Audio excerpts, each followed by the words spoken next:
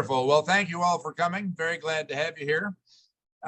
This month, we have Walter Lynn again joining us. We've given his intro a number of times. But we are going to talk about the cost to keep animals. We have done a few kind of here in a row about that are pretty well focused on custom grazing, custom feeding operations. We've also done some discussions about sell-by marketing, both in a stocker enterprise and in a breeding herd. And I think this is one of the pieces that helps tie a number of those things together. We have on our side, we have the sell-by marketing piece, we have the cost piece, we have the value of gain piece. And as we looked last week at the cost piece from the ranch feed yard perspective, we now, I think, want to look at that more from an individual animal or animal group perspective. So Walter, if that's a reasonably appropriate introduction, let's go ahead and get started. And I just want to make sure and recognize we've got Wally Olson here, who is recovering from having just taught a sell-by school. And we're going to lean on him for some expertise as we go. Yeah, that would be great, because Wally brings a lot to the table. I know he's helped me a lot in my understanding of how this works, maybe to some degree. I don't know if you'll ever figure it all out, but anyway, Wallace he's one of the very special people in this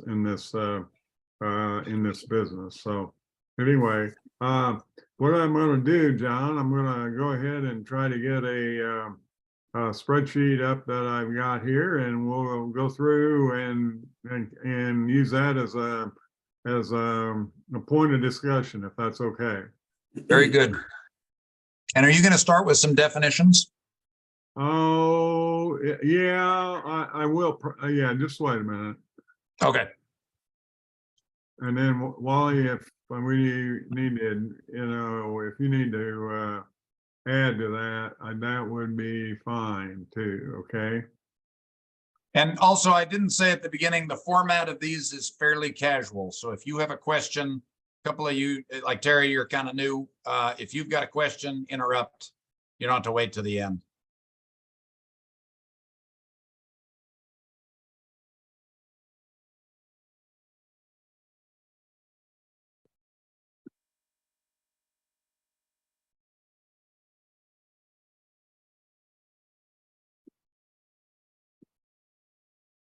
And then I'll blow it up here just a second too, John. Okay, so you guys you can see it. Okay. That looks pretty good to me, but bigger is fine. Okay. One of the things I wanted to go through, what I'm going to go through here today, I mean, just on the some of the basic things, we want to make sure that we we go back and we look at the value of gain. I mean, that's one that is I guess a truism that we need to make sure that we understand that in the process. Wally, what you want to add to that one just a bit, if you can?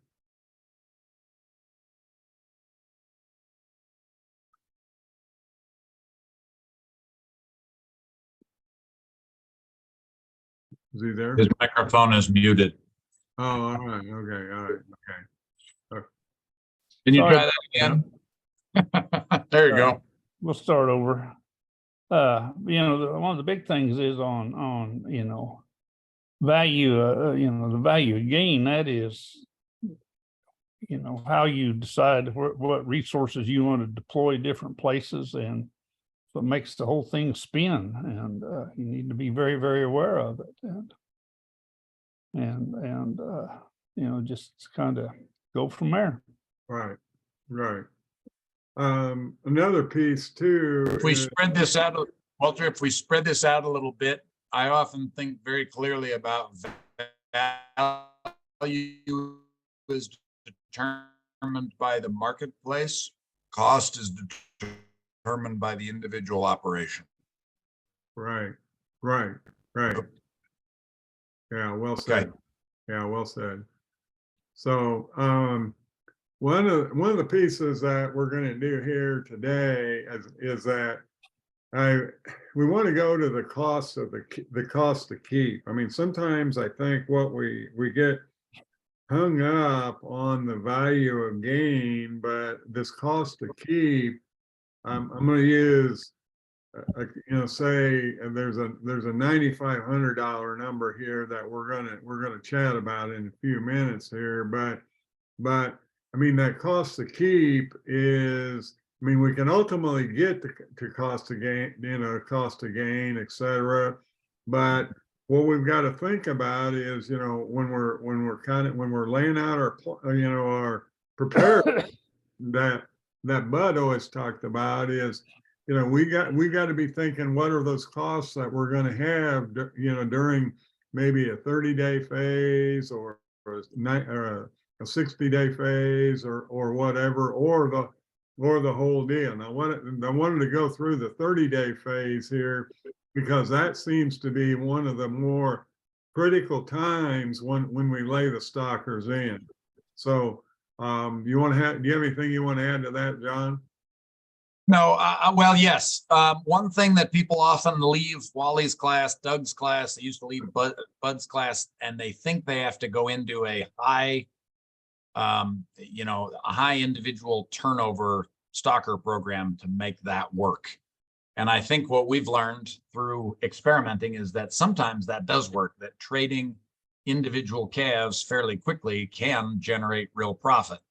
But we can also see a lot of cases where much longer term trades still work very, very well in a sell buy context. So it doesn't have to be a 30-day in and out. And oftentimes the 30-day in and out doesn't work nearly as well as we think it does. And we're going to go through some of the details there. But I want to make sure that as we talk about sell buy, we don't necessarily think that we have to be, everybody's vision of a stalker trader. We use that context within lots of different actual situations. Well, and I think another piece that we have to think about too, John, is I mean, in soil health and HMI, et cetera, we have to think about our own individual context, and we have Absolutely. and we have to think about the skills that we have also.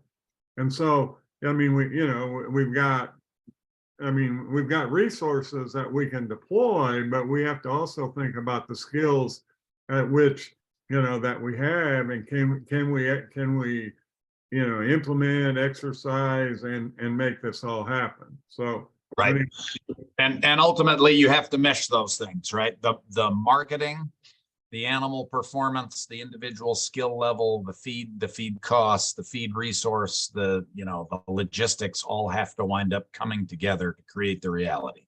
Right. So, let me give you a little bit of context for this example that we're using. Okay, John and I went through John and I went through a little bit. We thought we'd maybe try to get some of the costs maybe for the animals a little more current, and then maybe also look at when we're selling grass, what kind of number would be out there. So anyway, the standard example that came with this, we updated it in the process. So anyway, what we're doing is we're laying in 350s, and they're going to go out at 750s. We're looking at about a 6% death loss and an average daily gain of about 195. Okay. So, I've got up here in the upper right here, or upper left, I got the revenues, the cost in, and then, here, well, I'm trying to stay with, how John and the team have their QuickBooks Online format laid out too, because we're coming, we've got the revenue there, the cost of the animal in, and so we've got we've got the, the production, the gross product there that, in this particular example. So, we're selling about 70,000 pounds and we're buying about 35,000 pounds, and then we're doubling it, and it's about 180 day deal. So, we may have different performance, but we want to go through the theory of where we're going with this. So, these are costs that or sales price, when we're doing sell by. I don't know, maybe Wally may have some different ones, but John thought the 225 and the 250 would be something, that would be for these particular class of animals. So, but so where we're coming from is that we're going to have gross sales there of about 158, and we're going to have the animals on the inbound were 87.5. So we're going to have a margin there of 71,000. So the value of the gain here coming back here, it's $2. It's about $2 a pound. Okay, so but one of the things we want to look at, I'm going to go down here in the middle here just a second. There's a 25-cent rollback on the initial weight. So how much is that? That's $8,700 in this particular example. And then on the production side, we're doing 35,500. So at the $2.25, that's the 79,000. And so you can see that this 71 is the value of gain up here, but I broke it out so that you could kind of see so that you could see the components of it. Okay, so. And again, that 25-cent rollback you're talking about is the difference between the per pound purchase price and the per pound sale price. So the 250 minus the 225, or vice versa, the way you've done it, 225 minus 250. That's right. Correct. Right. Okay. So, this is the gross product piece of it. Okay. Yep. So, that's very congruent with what Daniel and John and the Ranch Right team, have in your financials. Okay. So, the $1.10 there on the number of head days that we're going to be having the animals on our place is a very current number. So, but we're putting dollars to that grazing. You have anything you want to add to that, John? No, I think that's good. We talked about how to arrive at what that number ought to be kind of the last two sessions, right? So refer to those other webinars where we talked about how to come up with that price. Right. I think we're going to go, we'll just build on that. Right. Okay.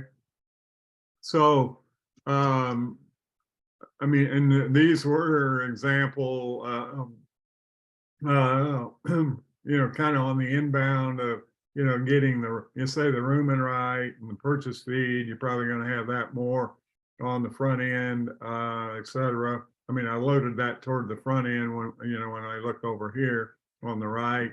There's some processing, some treatment, and for our good Canadian friend, I actually put a break profit in there today. I don't know, Eric, are you okay with that? I'm very okay with that, Walter. Okay, he has so much profit he can afford a haircut. Look at that. Yeah, I know.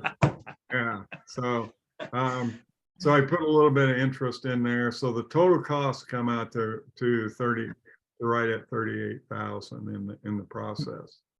And so, our gross, with the interest in there, and this we used. I used 7 on the interest cost right now. That may be that's maybe a reasonable number right now, but I mean, that's one that I think we could probably live with. I mean, that's one thing, you know, a year ago, it would have been probably, you Half know, that. half that easy. Yeah. So the per head, dollars per head, you know, for those dollars, I mean, was 1687 on the coming in, 870, or on the going out, and 875 on the you know, the cost of the animals coming in, and so it's a 757 is what the, you know, the margin per head is there.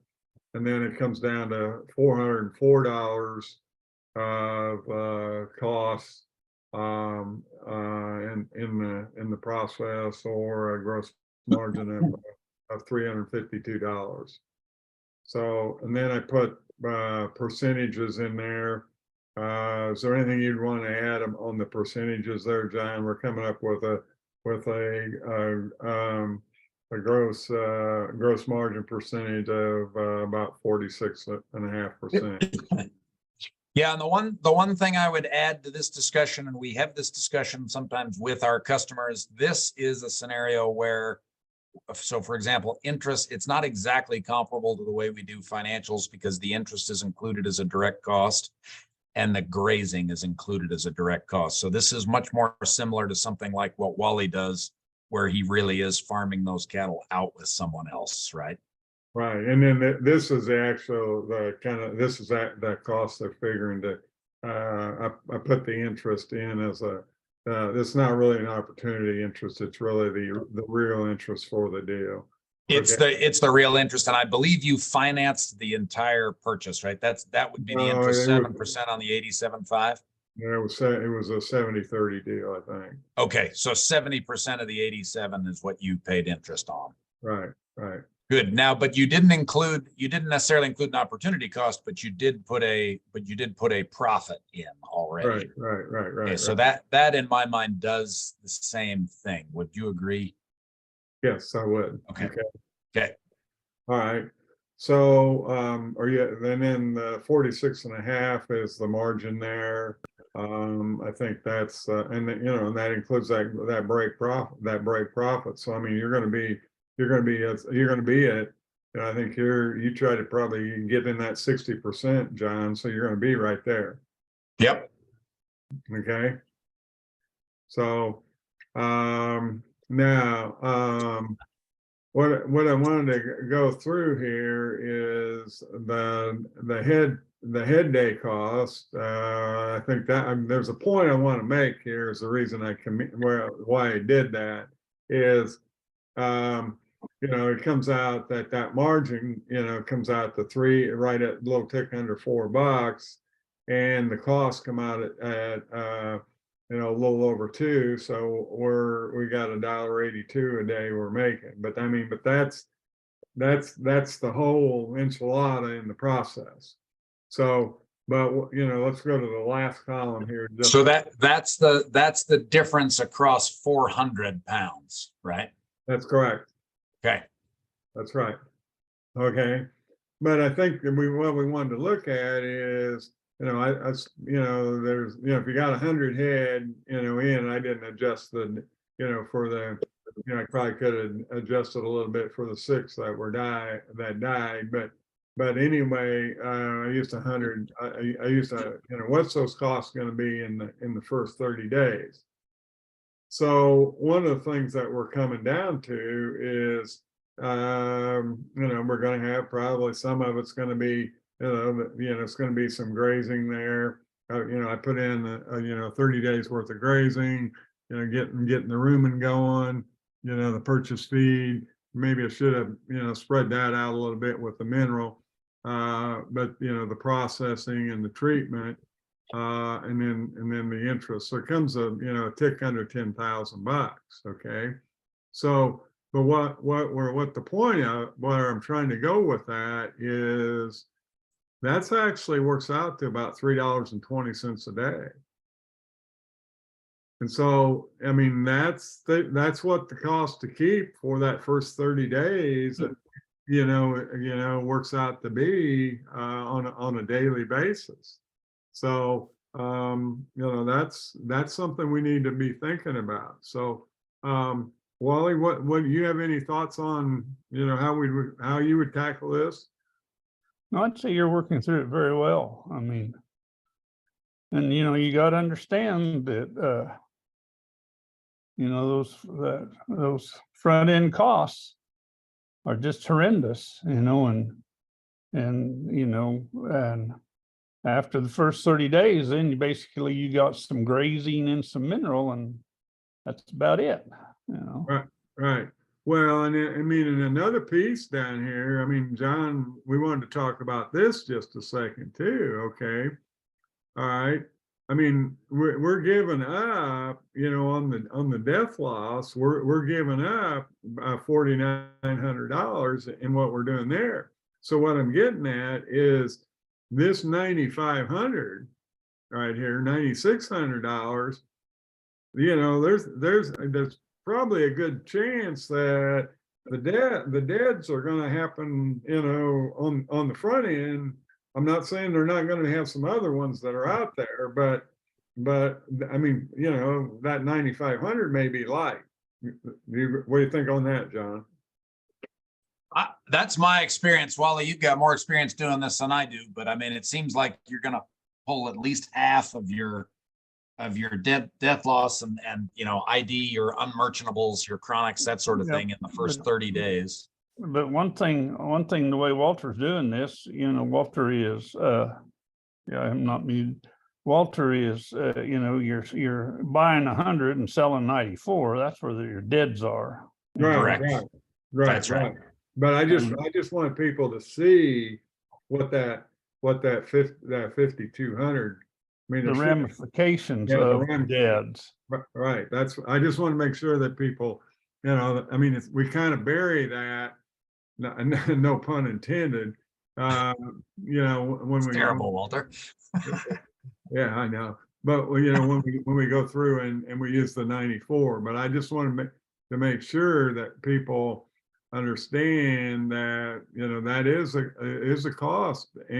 But then the other part of it is, we get hung up where when you take that margin that we're losing, it's about 14 cents a pound. So, John, did you want to address that? Well, I want to go into death loss a little more. We've talked about this before. Death loss is obviously something none of us are proud of. We work very hard to avoid. Overall, death loss is, if managed correctly, is not a significant cost. It is a cost, and I think it's heavily front-loaded in most cases. But as I think we've talked about on here, there are plenty of situations where you can work your way out of what seems to be a high death loss. What is hard to work your way out of is this upfront transaction cost in a short time turnover. Right. Because I mean, that 5,250 with the 9,500, I mean, that's I mean, why don't you explain transaction cost just a second there, John? Sure. So I think of a lot of these upfront costs like shots, if you and freight and lost animal performance, initial, all of those costs come right at the beginning. So when you go buy new cattle, it is rare that they come to your house and don't require anything and off they go, right? There's usually a cost of running them through the chute, and maybe worming them and giving them some shots and, just sort of getting all that stuff together. And then there's a time of training them to your electric fence and, working them in with whatever other cattle you have. And so if we think about that as what the difference between your first 30-day cost and let's say your second and subsequent 30-day costs, I like to lump that into a transaction cost and charge that to myself up front. And so there is a cost for every turnover, and making that explicit and not averaging it into the per pound, cost of gain, if you will, makes more sense to me, because it gives me the flexibility to either keep those animals for less time and cover that cost right up front, or to average it over more days. And I think earlier today, you and I did the math on if that initial cost is $50 and you spread it out over 30 days, right? That's like $1.50 a day, or let's just make it let's make it $45, right? Over 30 days, that makes it $1.50 a day. If it's $45 spread over 90 days, then it's 50 cents a day, right? And if it's spread over 180 days, then it's only 25 cents a day. Does Yeah. that make sense? Yeah. So again, there are profitable trades that are very short, but I think what you're showing right here is that we have to set that threshold. We have to set the value of gain significantly higher than what we need to use in a longer term trade. Right. So, Wally, So- does that agree with your experience? Oh, completely, and the one thing is, I go back to, when you go into these deals, make sure you got a tremendous margin in the front end to cover up all these hiccups that come along down the line. Yep. It is way easy to cut this thing too close and be an optimist going in and then get your head cut off shortly after you have That's entered. exactly right. You need to have gobs of margin in there. Yeah. So really, you'd be only looking at a shorter term deal if we had a extremely dynamic market. And I'm kind of thinking about, maybe I'm getting ahead of myself here, but eventually this market's going to turn around and we're going to start going backwards in the open market, but that's a big opportunity. Is that what you're talking about as far as the short term versus long term? If we're in a pretty steady market, maybe the long term just makes more sense. Is that correct? Well, I'm referring to that in terms of the difference, the value of gain between weight classes. And so if you are looking at, let's say, 50-pound increments, and those are offering you a $2 value of gain, $2 per pound value of gain, and what Walter's showing is that may be a 30-day transaction that really your cost is $3.19. We have to make sure we're comparing apples on apples. Does that make sense? Yeah. So there are times when the market offers you a $5 value of gain on a 50-pound increment. Get after it. There are times when the market offers you a huge value of gain to go backwards. Same thing. Now, Walter, one of the things that really brought this to me, and I think we were at the same meeting where Kurt Epler was talking about buying 650-pound calves and selling them at 600 pounds. Mm-hmm. For me, for my math brain, right, calculating the value, the cost of gain on 50 pounds lost is like, that doesn't work. There's a short circuit there. And then the other one that went very well with that was thinking of people like Marlene Moore. Marlene Moore is very much a seasonal grazer who uses bud stuff to do her buying. And I think again and again, what this points us to is even in a seasonal system, again, I have nothing against the shorter turnover, but even in a seasonal system, we can really apply sell buy, because as Wally is saying, is when you put gobs of margin in the purchase, that's where we have the opportunity to benefit ourselves, whether we trade out of those calves in 30 days or 180 days. But there is a temptation, I think, often to see value in those calves and to turn them too fast. And I think I see that because I have done it, where I turn them too fast. And then that's how I figured out about transaction cost was, oh dear, if I don't spread these transaction costs over enough pounds or enough days, it kind of bites me. I have to use a very different set of numbers. Does that make sense? Right. Yep. Okay, so and here's the other one, cutter bulls. This is one that comes up, right? Oftentimes we can buy a cutter bull and we can add, let's say, $150 of value to that bull in once they're healed up. Okay, well, they don't gain a lot after you cut them. Now, there are some people, if you are Ryan Brand, Don Nato, you're an exceptional cattle handler and can get those animals to gain after they've been cut. That's one thing. But usually if that's a 30 to 45 day trade, they haven't spent a lot of that 30 or 45 days gaining. They've spent it healing. And you've got to make sure that the total dollar figure that gets paid to you for that transaction is significantly higher than your transaction cost. Yeah, because if you're, I mean, it's $90 a head. It's $90 a head on a $3 a day deal, right, John? Right. Correct.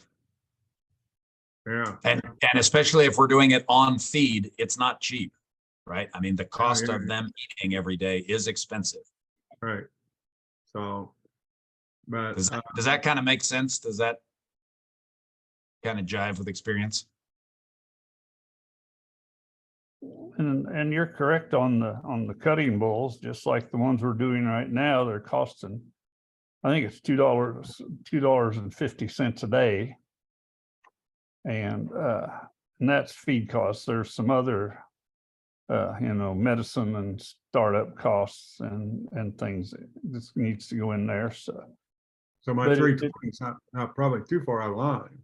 no, and so what we're using is $3 a day to do these bulls, our daily costs, and our plans are to own them for 50 days. So that's $150 we've got in them, and if they use my piece of paper, there's $296 of margin in them, and we're only figuring they're going to gain 50 pounds, and and then we're going to mark them up. I don't know, $196.7 is what the markup on the bought weight is. So. And any questions about this? I feel like this is a very important topic that sometimes gets missed a little bit. Yeah, Walter and John, can you just help me out in where overhead, specifically labor, fits into this? Are we building all of that into our grazing cost at $1.10? Like, this makes perfect sense if you're doing a Wally deal and hiring it all out.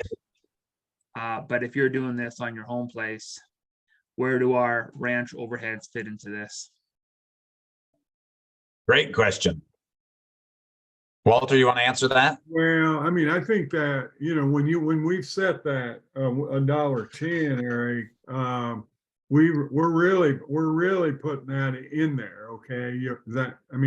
That's the way because I think we have a tendency sometimes to keep this $1.10, too low, where we need to make sure we got enough margin in that deal. Would you agree with that one, John?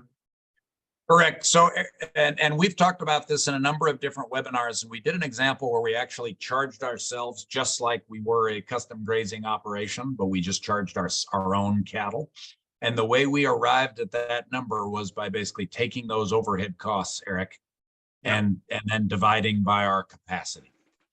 That's Right. the short version. There's an hour-long version of that also. But whether you're in a yard or whether you're out on pasture, the number ultimately is derived the same way. Right. Because that's why, that's like here when we're doing the head days, Eric. That's one that, I don't care. We need to figure out how we're going to do that. We can get real detailed, or we can do it by the average or whatever, but that head day is something that, you can use, to figure out how to allocate it between enterprises. Isn't that where you're going, John? Yeah, absolutely. Okay. So again, that number is not just pulled out of the air. That number is a mixture of your costs and a profit target for the grazing portion. Now, that may not be all of the overheads, right? As we walked through a few meetings ago, we allocate, what portion of the overheads are being paid by this grazing operation. I think that's a fair breakdown. But I caution people, it's the same thing with yardage. If you're charging exactly the same amount that you were 10 years ago, I'd like to know why that is, because I guarantee your costs are not the same. Because it's too high 10 years ago. Very possible. No, that's some terrible. Very possible, but I mean, this is like the people we see that are charging 35 cents yardage, 35 cents doesn't cover a lot of $4 diesel, and it doesn't cover a lot of $150,000, $200,000, tractor feeder payments. You know what I mean? There is a lot of expense that has gone up, and this cost has to be reflective of what's going on in our actual operation. Corn slipped under $5 overnight, I heard. Overnight, huh? Yeah, overnight trading was, this morning was under 5. Yeah. We looked at it, funny enough, this morning with some corn guys. They were appalled at the prices I was looking at on Chicago, and they were like, wait a minute, I just got a text yesterday that said, oh, sorry. But now that cost, George, again, is the way we figure grazing is much more like yardage, right? So feed is a number that we usually charge separately, right? And again, we figure that separately. Yeah. But ultimately, this all does come back to the hotel analogy, right? Where occupancy matters. Now it's occupancy times margin. Now, if you can trade where your margins are huge, then you can afford to run at lower volume. If your margins are small to moderate, then you better be running pretty good occupancy numbers. So, okay. So the 320 a day there, the $3.19. And Wally and I didn't call each other, on this, but I think Wally's point there about the bulls, that's something that we've got to recognize on how much that is per day to take care of, those animals as you're trying to get them marketable. So anyway, the other and real quick with that, I made a quick spreadsheet while Wally was saying that, or a quick table where that shows that a 10 cent roll up in price. So if you buy them at 500 at 240 and sell them at 550 at 250, that'll produce $175 to cover those $150 in costs. Right. That makes sense. Yeah. So when we look at buying bulls 10 cents back, I don't know what you think, Wally. It's like, I'm not that interested. If it's 20 cents, now I'm interested. So let me highlight this piece right here.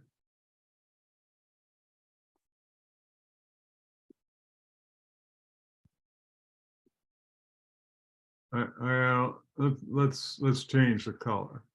I don't want to get away from caution.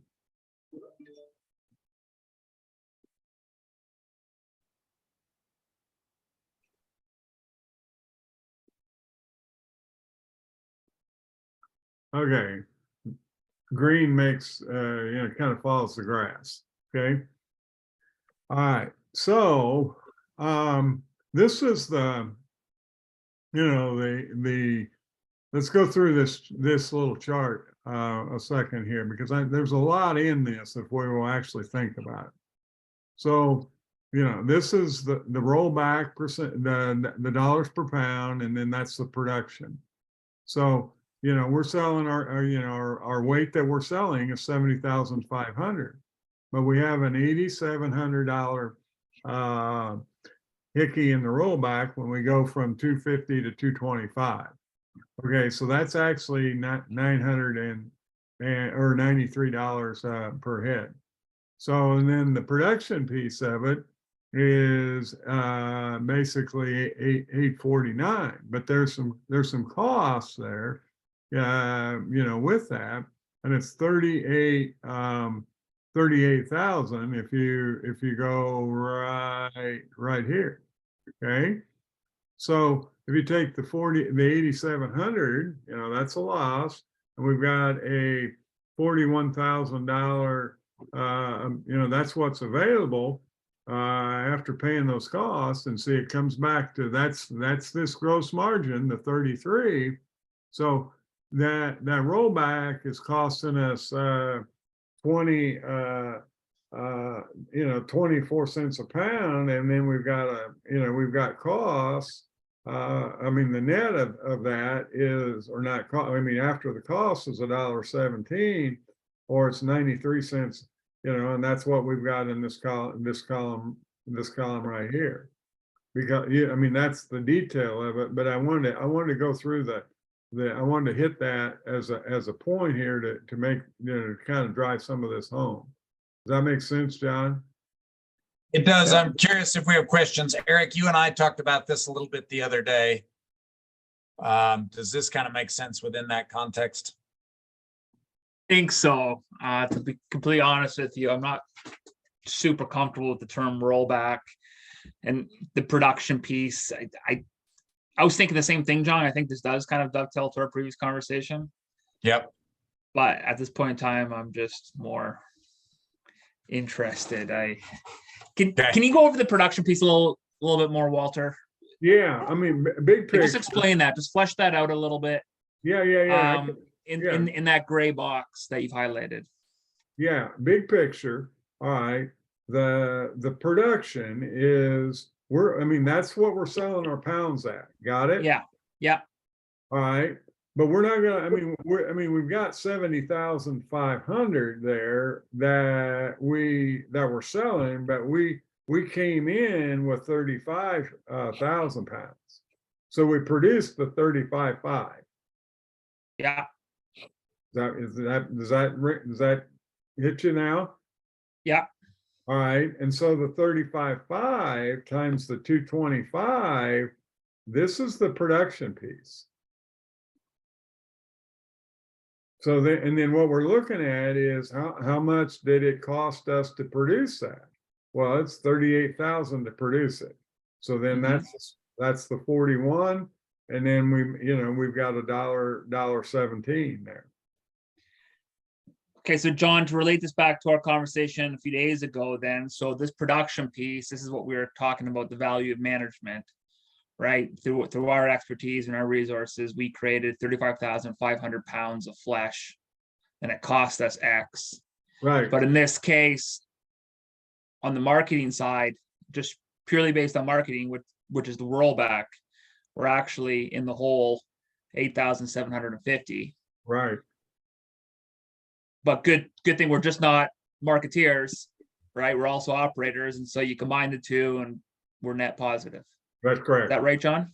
I believe so, and that is correct in this example. I got to tell you though, I've been thinking about this a little differently, because where Walter calls the 25-cent rollback from 350 to 750, I have a little different perspective on that, and I assume, let's just say, a 10-cent market slide, so that I expect a 40-cent slide from 750 to 350. And we only took 25, so I actually credit 15 cents to the marketing, which reduces production value. Now, Walter, I don't know what you think of that. We've talked around this just a little bit, but what we're trying to do is say, okay, what is responsible for producing the income? Is it production or is it marketing? It's easy when the price is flat, right? And Wally showed us lots of examples where he buys a 500-pound calf for the same price that he sells a 750. I have a neutral expectation, if you will, a baseline expectation that is 8 to 10 cents per hundredweight. So I adjust that. And I would argue with you, you're complicating that, Haskell. Well, that's more than fair. Rollback's what your rollback is. Just like today, if you compare 500-pound calves from Ocala, Nebraska to what an 800-pound steer sells in Ocala, Nebraska, it's $310 today. Right. Rollback. Yep. And so so that is what it is. That is a dollar a pound rollback, because you're only producing 300 pounds in this situation. Yep. I'm good with it that way, just as long as we understand what the real world expectation is. But I mean, the point I want to make sure on this green chart here is the production, you know, what, you know, that we're, I mean, we got 180 days here and we're doing a, you know, we're doing $1.90, we're doing £1.95 a day. That, I mean, we've got to, this helps to cover this, and then also this 5250. Yes. I just want to make sure that that's my point. Yep. Yep. And Walter, I think one of the things this does a nice job of, I think sometimes we think that we can get away with poor or substandard production because we're good marketers. And there are isolated cases where that can happen, but generally we would be best off if we were good at production and at marketing, right? Right. Right. Yeah. So, but I mean, I think one of the points that we're trying to get at is, and I mean, it's all back to your own context, et cetera. But I mean, that £1.95, you know, that's a piece that, you know, it helps us, but I mean, sometimes there's some risks that we've got to think about, you know. Correct. We don't want this rollback getting out of hand. Correct. Okay. And unlike another most thing of the to people, go ahead. But another thing to consider, and Wally's going to tell me I'm overcomplicating it now, which is true, is the value of that average daily gain. It changes day to day. Right. Great. You know, Yeah. and so we're working on a 30-day window here. But so those cattle are gaining 1.95 pounds a day, but the value of that pound 0.95 changes on a day-to-day basis. And that's going to help us determine whether or not we liquidate earlier or if we hold on to the critters. Am I right in that? Well, I question you there because we're assuming that it's going to gain 1.95 in the time from 750 or from 350 to 750, correct, Walter? That's right. Right. Yeah, and so probably this, you know, 30 days, they are going to gain a pound a day or whatever, or, you know, depending on stuff. So this front 30 days is, you know, is, you know, like I said, it's really tough to be a fast trader. I mean, and stuff. Does that help you out there, Eric? Yeah, I think what you're saying, Wally, is I've always struggled with this, doing average daily gain calculations. That's just not how animals grow, right? Like, what's the rule of thumb? 2.5% body weight per day, or no, it's less than that. But you know what I mean, though, right? Like, it's not a linear relationship. Nope. These cattle, when you start them up, probably the first 10 days is negative. Exactly. Negative, and the next few days is a little positive, and the next 30 days is pretty positive, and then you get them out on really good grass, and then they go hog wild, and then they start getting bigger, and the maintenance goes up, and the grass gets harder, and they slow back down. And when it's all said and done, you pray to God you get to 1.95. Right. Exactly. Right. Yeah. So, but I just wanted to, you know, I think we've got our hour here, John, but I hope this is something that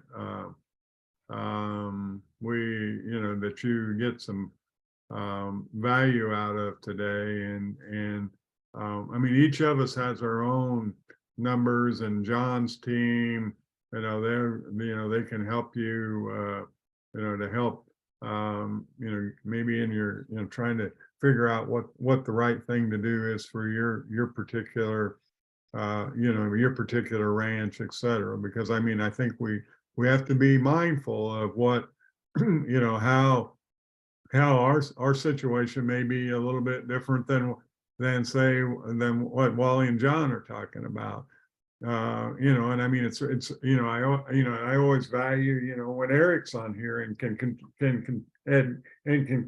contribute what, you know, his context is, because I think that's the piece that I think that we have to understand is, you know, our context, our abilities, our finances, our resources.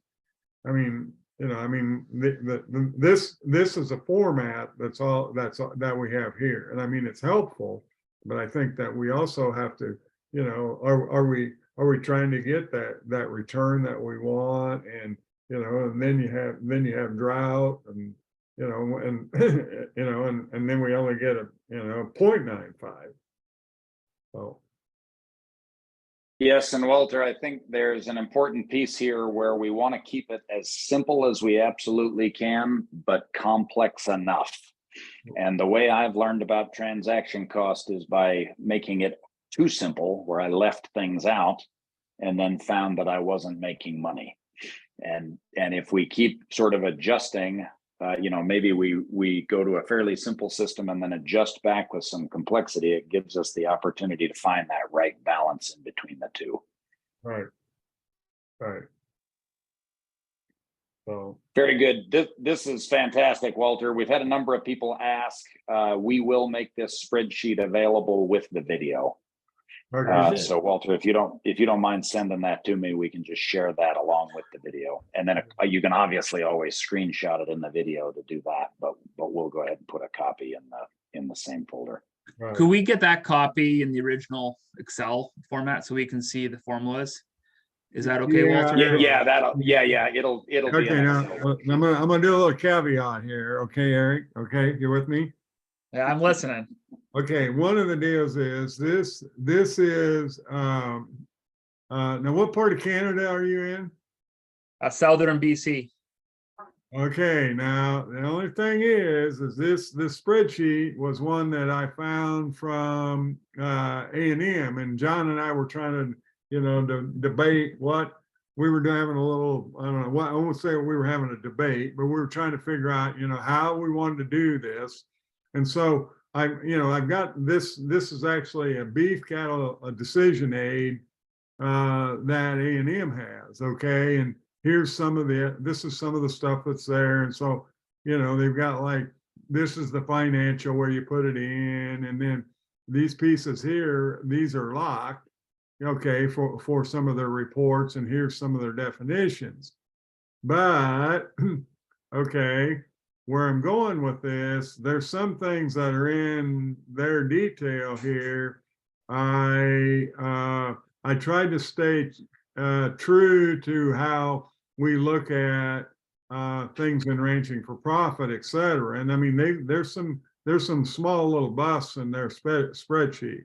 So I just want you to be cognizant of that, you know, in the process. Don't get into those other tabs and think, what in the world is Walter doing here? Don't worry, Walter. I won't get too deep into it. As I told John several times, I've got a bad case of Excel ego. I'll never reuse somebody else's Excel document without fully understanding it. So well, and that's what I'm trying to say here. That's why I did this. That's why I added this sheet 1 here. Yeah, exactly. Okay, and because I wanted to be true to how we look at things in RFP. And I mean, I think sometimes we underestimate the value of what we have there. And so, and anyway, I know Dallas just texted me that piece of information, right? So another thing, Walter, I would be interested in, because, you know, all the Texas A&M spreadsheets, you know, or all the universities, you know, you buy an animal and you've got the costs, and you sell an animal down here, you know, but they don't break it down in, okay, these are your front end costs. These are your first 30-day costs. Right. And then it would be nice to be able to have, okay, so, how many days do you say we were going to have these little critters? 182. 182. And so here's 30. So for the next 150 days, or, this is what it's going to cost you. Right. You understand what I'm trying to say? Yep. Because to me, I get upset. You need to, all these programs are just, in and out, where you need to be looking at within and seeing when, well, here we are, we're to a point at 30 days, they're not worth selling, but now we're at, we're out at 60 days or 80 days, and they've gained this much weight and they've really become overvalued. And now it's time to pull the trigger on them. That's right. Yep.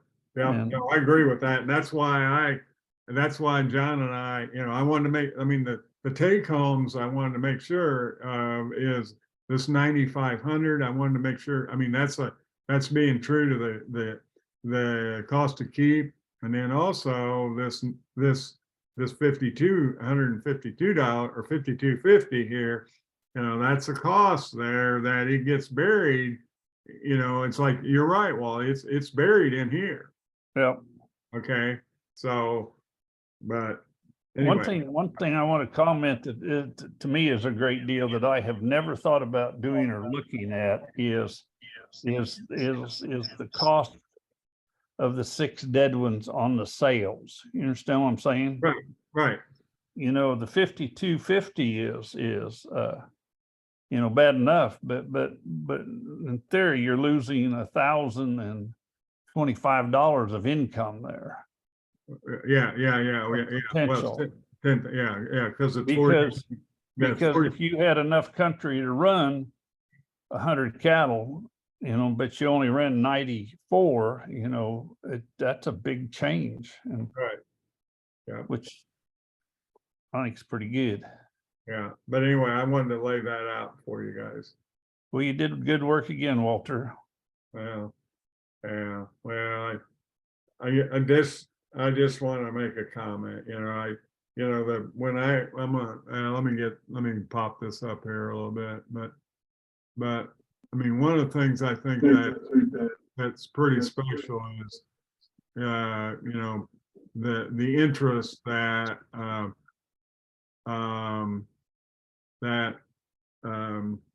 John's team and the clients have in this, because to me, there's I don't care if we're in Canada or we're in the US, Eric. I think sometimes we can get our head in the, or we can have a mind game, with all the stuff that's going on. But when you guys are trying to, figure out how to make your ranches better and your families better, with your management, that gives me a lot of hope. So anyway, I really appreciate the opportunity to help you understand this. So anyway.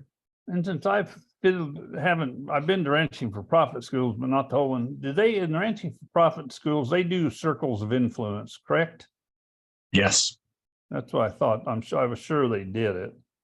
And to me, that is a big thing. You need to be focused on what you can do something about, and whether corn went down and feeder cattle went up or all the above, you just sit there and do your business and basically to heck with the rest of the world, and stuff. Right. Great point. Yeah. Okay. And there is just like since I just got through doing this marketing school, and we're using Okalala's market reports. Now, granted, those weren't live market reports, as you probably should know. I'm just poking fun. But the thing is in Okalala, Nebraska, one of the highest priced places you could deal in cattle. You understand what I'm saying? There was cows that were selling for under their intrinsic value at a very good margin. And there was calves that could have been bought that had very good values of gain in them. So.